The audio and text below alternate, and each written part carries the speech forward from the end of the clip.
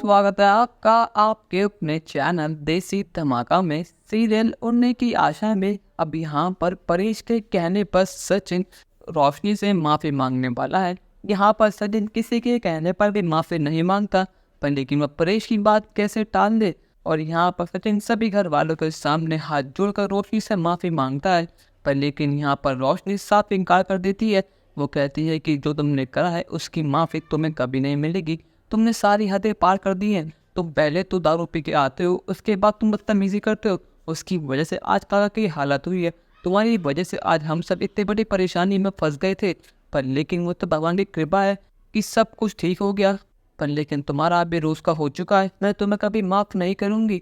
अब यहाँ पर रोशनी उसके चरित्र, उसके मान सम्मान पर उंगली उठा देती है। वो कहती है कि तुम्हारी हैसियत ही क्या है मेरे सामने, तुम्हारा मान सम्मान ही क्या है। तुमने कभी देखा है अपने आप को, अपनी बीवी को? तुम रहते कैसे हो, बोलते कैसे हो? तुम्हें कोई फ़र्क ही नहीं पड़ता कि तुम्हारे आसपास क्या हो रहा है, पर लेकिन तुम तो अपना दुनिया में मस्त रहते हो।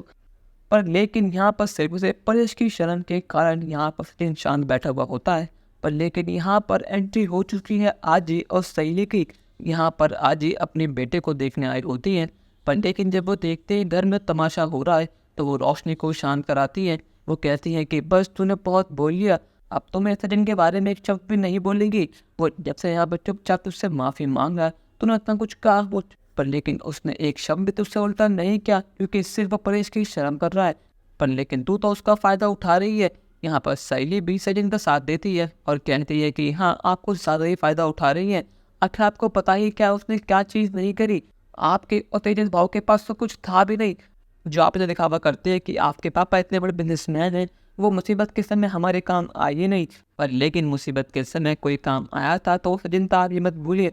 अगर आज इतने कम समय में मेरा सचिन पैसे का इंतजाम ना करता तो आज शायद काका हमारे साथ होते ही नहीं, न जाने क्या हो जाता।